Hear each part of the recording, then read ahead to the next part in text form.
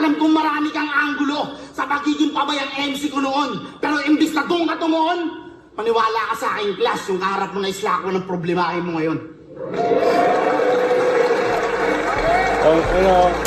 Preparadong slack maestro.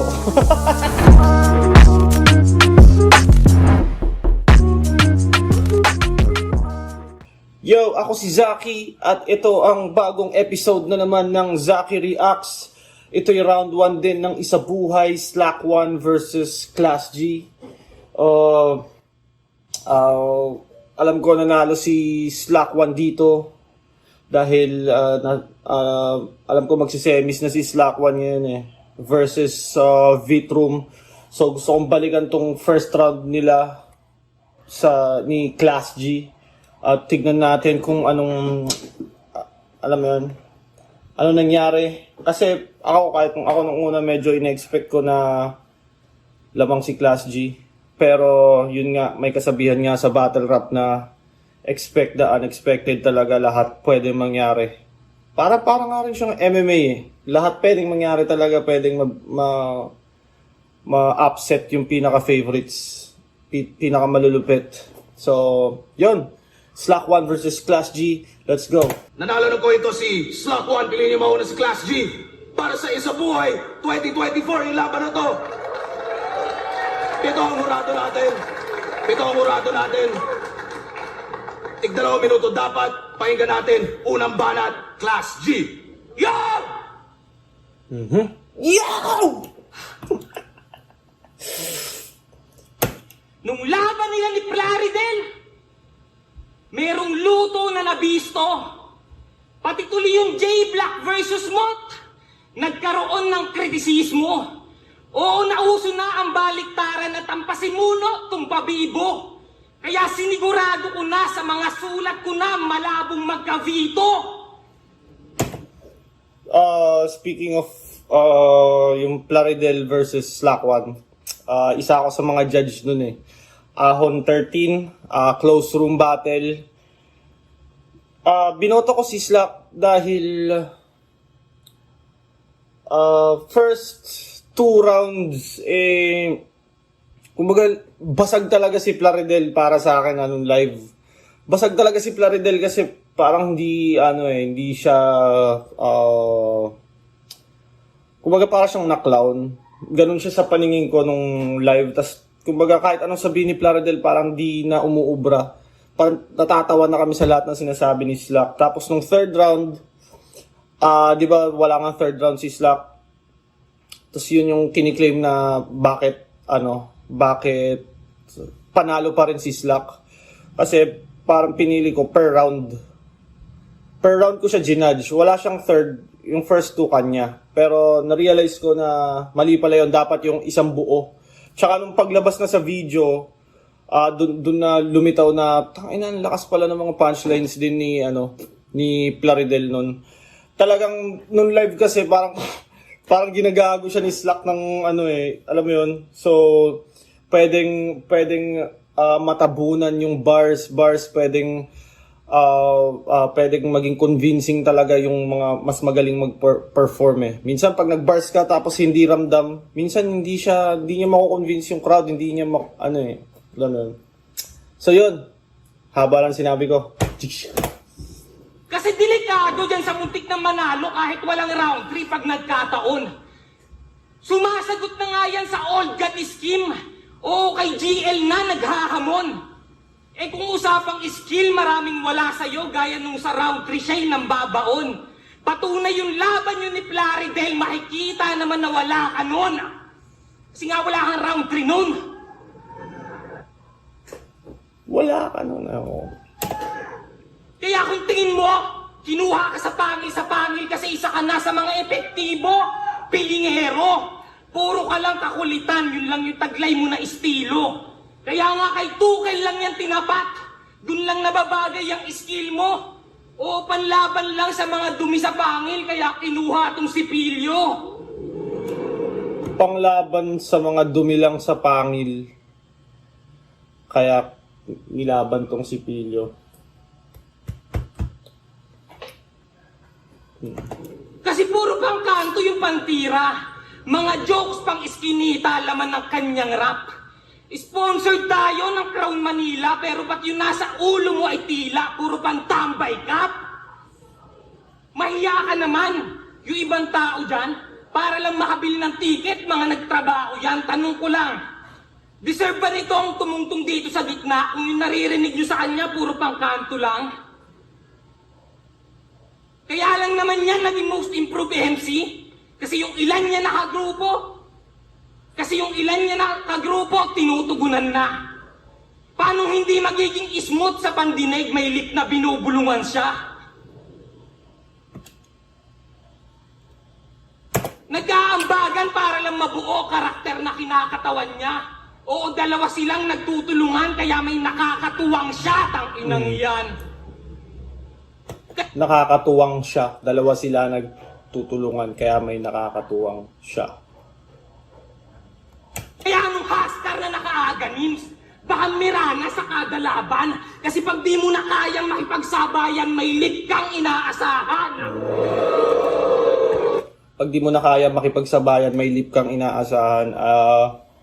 Mirana sa Dota, character sa Dota yon. Yung lip, yun yung third skill niya. Si Mirana kasi yung character na parang princess na nakasakay sa tiger, white tiger. Tapos yung lip, tatalon yung para maka-escape or para makalapit sa kalaban. Yung third skill.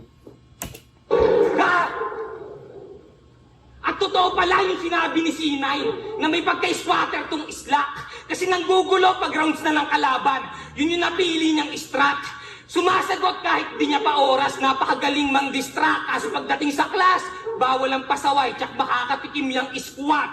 Sabi nila, malakas ka daw mang basag, mang asar, tsaka manermon. Halata naman sa mga laban mo, manggago lang iyong intention. Kaya nga, tinapat ka na sa akin para mabigyan ka na ng lesson. O class ang magpapatino sa'yo, welcome sa values education.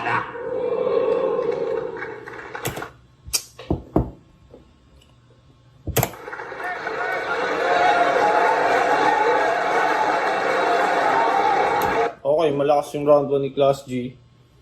Tingnan natin kung medyo dami lang dry spot.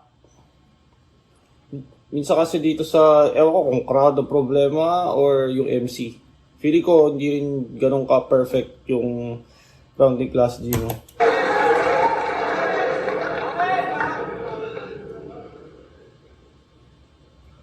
Slack 1 versus Class G. Sa round 1 ang isa buhay agad naglaban. Isang kampi ng modus na pinilit ni Ensight may gapang quest. Kung eto pala yung manok at kampiyon yung niyayabang, panoorin nyo ngayon paano bumagsak tong galing pedestal sa veterano ng laglagan. Ano, gang? Sa ba, gang? Hey. Parehas lang ng level yung 4 bars nila pero yung tono ni Slack parang mas may direction yung 4 bars niya. Sabi niya kay Rap yan. Sabi mo kay Harlem. Sabi niya kay Kirby. Sabi mo kay Nego. Ang dami niyang sinasabi ng mga sinasabi nila. Ibig sabihin, walang sinabi to. Kaya di na ako magtataka kung makabuto ng 3 rounds gamit ang mga sinabi ko. Kasi ito, bata ni Mac Castro Merino. O si Sorhenyo ang padrino pero pagkakahulma dito, kalpak. Kasi panay po na ng linya lang naman ang kayang gawin itong sumasandal sa Mac. Kaya Mac. ngayon, isang palaisipan sa akin ang karera mo rito sa paggak. Paano kung hindi napuntusan yung line Mac ngayon? Anong gagawin mo sa battle rap? Wala ka ng ibang weapon kung yun lang ang kaya mong gawin. Ganda rin ang punto. Ha? Ang lakas po muna ng linya. Samantalang sa laban nila ni Goodkid, sabi niya, lahat ng mga gawa namin dito, convenience. Ikaw, sari-sari mga ini-store. Boss, convenience daw, anak ng puta. Palusot ka ba? Convenience daw. Convenience nyo, tanga! Tapos ang iyayabang, undefeated, Siguro sa iba,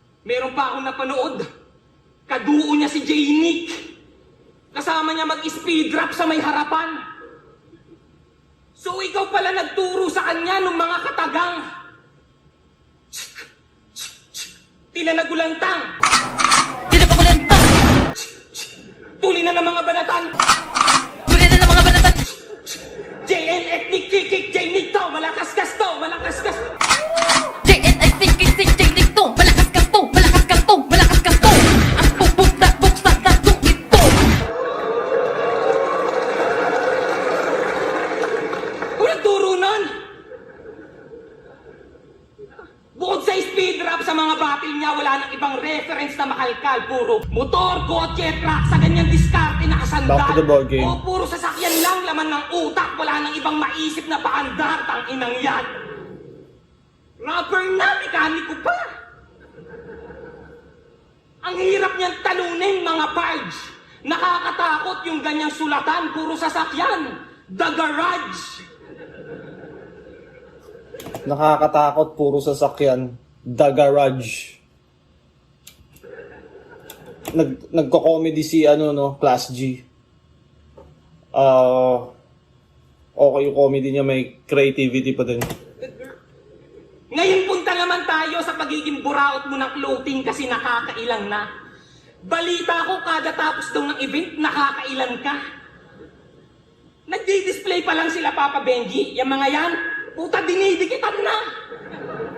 Ultimo yung mga Muslim dun sa baba, hinihingian niya.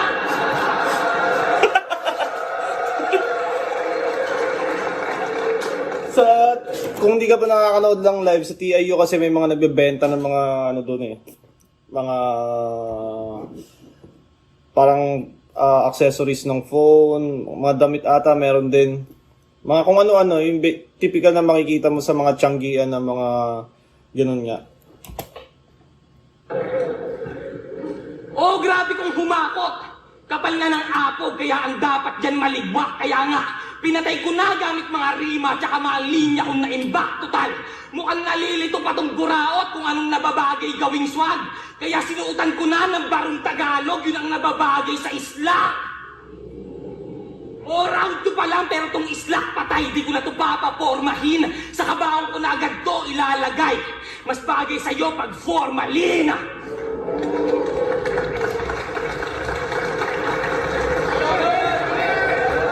Formalin, Norma Jean. Game. Buraot daw ako.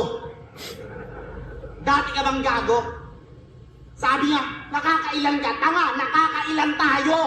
Boss, ano? Di na rin siya buraot o gago. Game. Sa totoo lang, wala na talaga gigil ko sa'yo. Tignan mo, ang kalma-kalma ko. Gusto ko lang malaman mo, Gwen. Nung long hair ka pa, ang ganda-ganda mo. Naalala ko tuloy nung tayo pa. Nagpakahirap ako, mabilang ka lang ng sing-sing. Gusto ko yung acting ni Slack One kung paano niya binibitaw tong part na to, no? Hindi na siya, yung parang hindi siya nakaprogram. Para siyang minaster na pag-arte na naka-rhyme. Tama. At yung pagtingin niya sa crowd. Nagpakahirap ako, mabilang ka lang ng sing-sing. Tapos nakipaghiwalay ka lang sa akin mula nung mahuli mo kung piningot ko si Mingming. Ina mo, sige, huwag kang mag-alala. Hindi ko kukwento dito lang ang lakas-lakas mong kumain sa Tapsilog. At kung tatanungin niyo ako, ba't pinatulang ko to? Wala. Taglibog. Oh. Seryoso. Alam niyo ba ang pandayo to ni Sai? Oo. Sa Bicol noon nakatakda niyang labanan dun si Doc. Sabi sa akin ni Sart, ang haba daw ng win streak nito ni Class G. Parang 15 wins daw ata. 15 wins bago siya makapag-motus. Kaya parang unang pasok pa lang nila sa motus, ang gagaling na kagad. Nagre-reklamo pa, ba't daw walang kadating-dating ng kalaban? Ayun, hindi siya sinipot. 5 beses niyang hinanap si Doc. Kasi yan sinacrifice, biruin mo, 5 beses siyang napasan. Dok, puta, parang naka-only rice. Kaya ngayon, kung ako binansagang Benito, kasi Benito ni Enigma, ngayon ako magbabawi, tol. Makikilala ka ngayon sa flip top bilang Disney kasi Disney put sa Bicol. Kaya Disney, maiba. Etong angulo na to, wala akong ibang pinagkunan na info, kundi video ng laban nila ni Terdy kung gaano siya kayabang dun sa intro. Tangina, binanata ni Lubog ng mga baog bars. Naugat Binanata ni Lubog. Lubog ang tawag kay Terdy, ang putang gago. na naman tong unggoy na to. Nung nalaman niyang tagilid siya, binunot yung huling alas at ang sabi, paano ko mabubuntis yun? Ito ang boy ako. Boom! Last card, activate!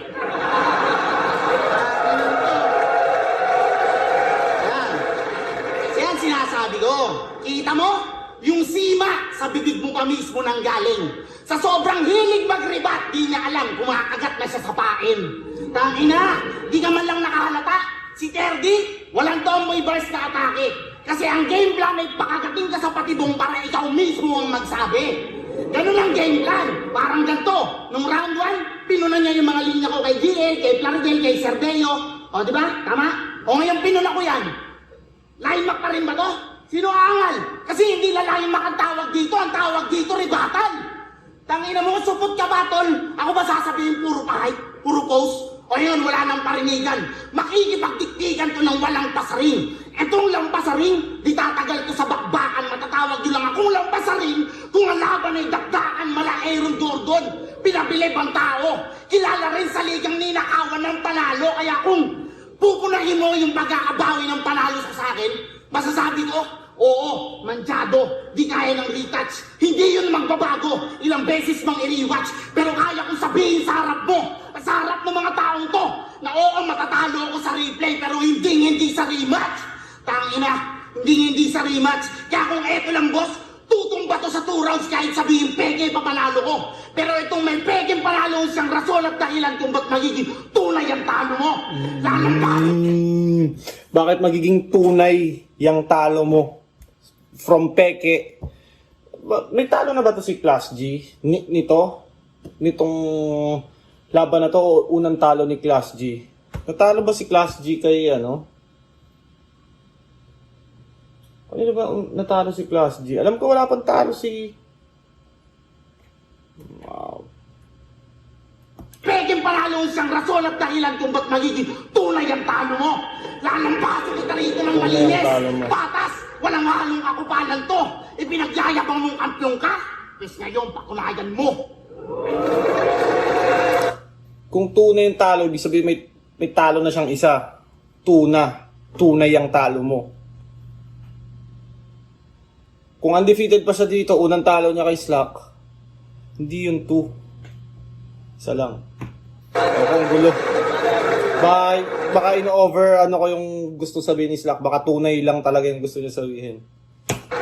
Tapos kung ano, i-comment nyo para mas ma-enlighten ako. Kasi may mga tao dyan or mga subscribers na nagko-comment ng may sense talaga, kaya nababasa ko at nakakatulong din sa akin. At syempre sa algorithm, mas nasasuggest ako. Last round, game! So, third round na ni last round kay Class G. So far, parang lamang si Slack 1 ng 2 rounds lamang na si Slack ng 2 rounds. Ngayon, parang expect the unexpected talaga. Romano 3D, parang nung una, mas leaning towards pa nga ako 3D. Bago ako mapanood yung video Tapos, nung napanood ko, parang tangina, ganito pala pag veterano versus Bilisan mo uminom ng tubig.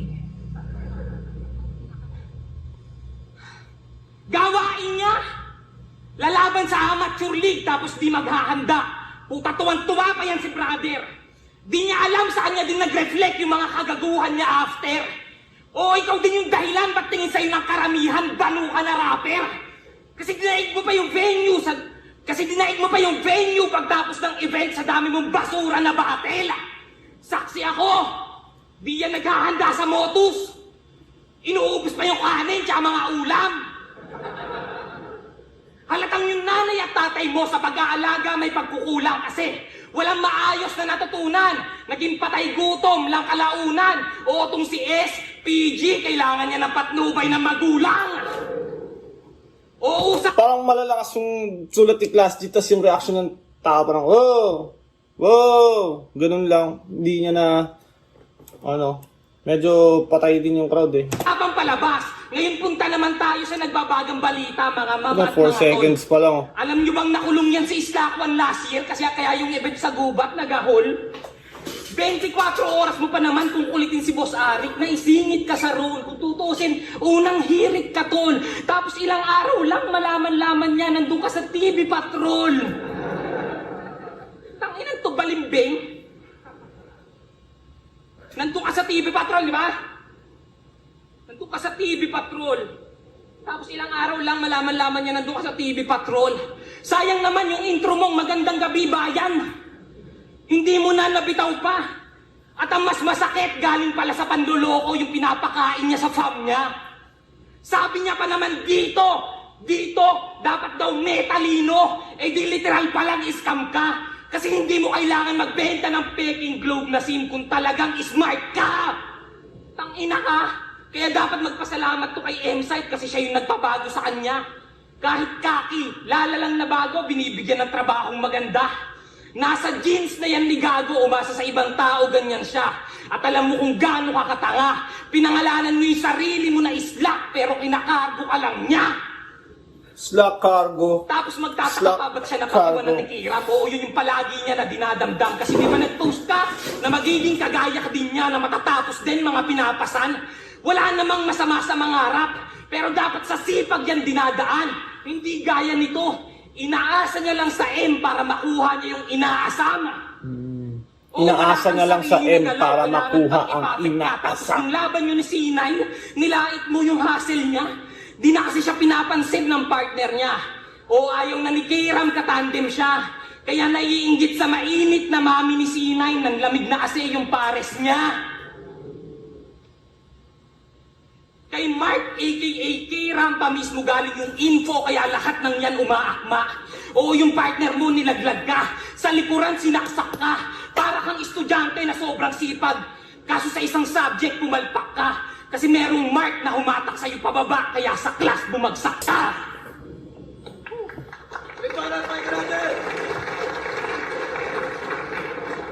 Ako naman magsasabi, tapusin na natin to. Tapusin na natin to. Kasi alam ko parang may trash talk to si Class G kay Slack One. May nakita ko sa Facebook na parang may sinabi si Class G kay Slack One. Tapos parang ito yun. Ito yung ginamit ni Slack dito. Parang in reference dun sa issue nila. Hey, agresibo ka? Pag-usapan natin yan ngayon, tangina mo. Yung pagsisigaw-sigaw mo na yan, di ba wala ka pa sa flip-top ako nagsabi yan sa'yo? Kaya kung gagawin mo sa akin yan ngayon, para kang silapian ng espiritong walang konsensya po, o exorcism, habang sumisigaw ka dyan, lalamunin ka ng presensya ko. Wala to, tol. Wala to. Tangina. Putan na mo. Wala to, eh. Ano yun, naputol ba talaga yun? Wala to. Tapos sasabihin nyo, hindi ko kayang tapusin yung class. Eh wala pa tong patunay. Kinailangan ko lang ikat yung class para talunin yung mga pader ng isa buhay. Hindi mo ko kayang turuan ng leksyon. Diba? Parang, talaga nag-joke ka na naman, hindi na, lakas mo eh. Hindi mo ko kayang turuan ng leksyon, tol. Sanay akong tumayo sa labas, kulang na lang i-drop out. Kaya di na bago sa akin na sa paglabas ng class ako mag-i-stand out. O ako nakupal, pasaway. O Uso na talaga ngayon yung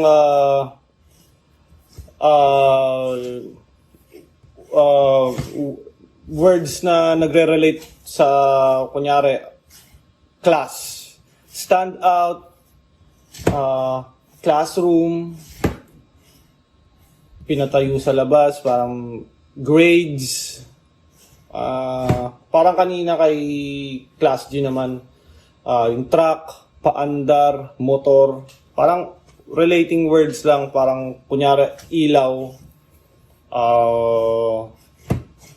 or electric, tas ilaw, bulb sa akin, umilaw aking bumbilya dahil sa electric. Parang, only nga siya, parang cheat code siya eh. Parang, ano eh, alam mo yun? Yeah, back to the ball game. Ako na puro kagaguhan sa akin, pwede mong i-angle yan. Dahil eto ang tunay na G sa class. Teacher's enemy number 1, magkaiba tayo ng imahe. Kung ikaw yung dapat tularan, ako yung dapat iwasan. Ikaw bago mukha ng motos, puro kayabangan. Tangina mo, ikaw, bago mukha ng motos, ano yan, FHM? Tangina mo, pisngi, ang kapal ng mukha mo. Proud naman si M-Site, hanggang pictorial, suportado, pes. Boss M-Site, eto pictorial, close-up shot. Talagang mag-all out yung amo bago i-release yung magazine. Pagka-blow yung utak, mag-i-scatter parang nalulung sa slot machine. Ngayon tumama sa nakitid, yung experience, mind-blowing. Makikita kang nag-party-party yung mga utak, alam mo nakikipag-brainstorming ano. Yung nilarawan nakuha, nagkalaman, nabuksan yung mga isip na sarado, pinakita ko lang na ganito bigyan ng leksyon yung class. Malinis, detalyado. Ibang klase ka pa rin ba? Siyempre, oo.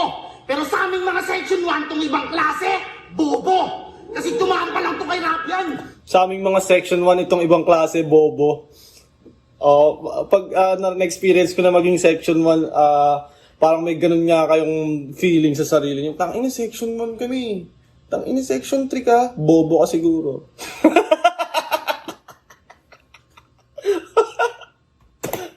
Tas kay Emar, ganun pa rin. Tangina, tumama lang to kay Rapian, tas kay Emar, ganun pa rin. Tangina, talagang katakataka yung mga panalo mong gusot. Kasi kung tumamba ka sa unang dalawa, swerte. Pero pagdating sa third, hindi na lumusot. Hindi to lumusot sa third.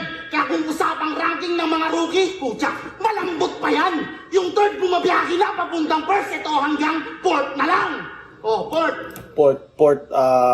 Daungan ng, ano diba, mga barko. Ha? Fourth, third, second, first. Sabit sa sak, Pasko, sabit, Pasko, sak. Ganito ka diba? Pinapaliwanag pa, puta. Feeling magaling. Lakas ng presence ni Slack. Piling magaling! Samantalang nung laban nila ni Terdy, kitang-kita kung paano siya nanliliit habang niyayabangan ng lupain. Kaya kung kay Terdy, litaw na litaw yung mga hirap mong dinaing, mas mahirap pa ako sa third class, hindi lang to basta squatting. Mas mahirap pa ako kaysa sa third class. Hindi lang ako basta squatting.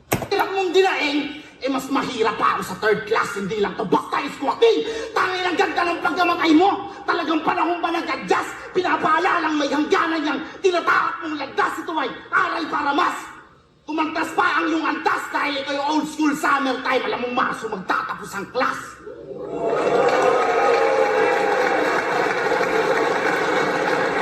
Talagang battle rap to, no? Ako, ang in-expect ko si Class G ang manggaganon kay Slack 1 nung una bago to ikasa. Hindi ako nakapunta nito eh.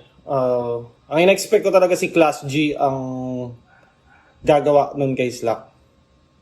Ang Slack 1 kasi malakas siya, last performance niya kay C9, yung may Bermuda, may mga ganun-ganun siya. Di ko lang in-expect na baka dun lang. Baka pag tour na. Hindi. Baka ganun. Tas parang si Class G ata, mas parang syempre may winning streak ata to bago lumaban kay Slack 1 eh. Tingnan natin judge. Flip top second side. Mag-expand beses para kay Class G at Slack 1. Solidong panibula ng taon at ng event natin. Para sa Isubuhay 2024, yung battle na yun, ang bota ng hurado, 7-0, advancing sa tournament, magigay para kay Slack 1. Maraming salamat po sa Class G, tol. Salamat sa tol. Yan, salamat. Anong lakas si Slack? Salamat. Yon. all rounds nakuha ni Slack One. Yun nga, nabaliktad yung expectation ko. Una yung expect ko talaga si Class G yung gagawa nun. Parang mas stilo niya pa yun eh. Yung ginawa ni Slack na mga wordplay, relating words, parang train of thought. Parang mas stilo pa mas madalas kong nakitang ginawa ni Class G yun kaysa kay Slack. Pero mas nagawa ni Slack One ng mas epektibo laban kay Class G na mas laging gumagawa nun. Alam mo yun, parang tinalo mo si Mot sa baliktaran samantalang siya naman talaga yung laging gumagawa nun. Parang ganun. So yun, kung napanood nyo to, umabot ka dito at na-enjoy mo, mag-subscribe ka sa channel ko, supportahan mo yung merch ko, Baby Jack Apparel. Shoutout sa Crown Manila, shoutout sa St. Patrick, shoutout sa lahat ng mga nanonood sa akin. Hanggang dito na lang.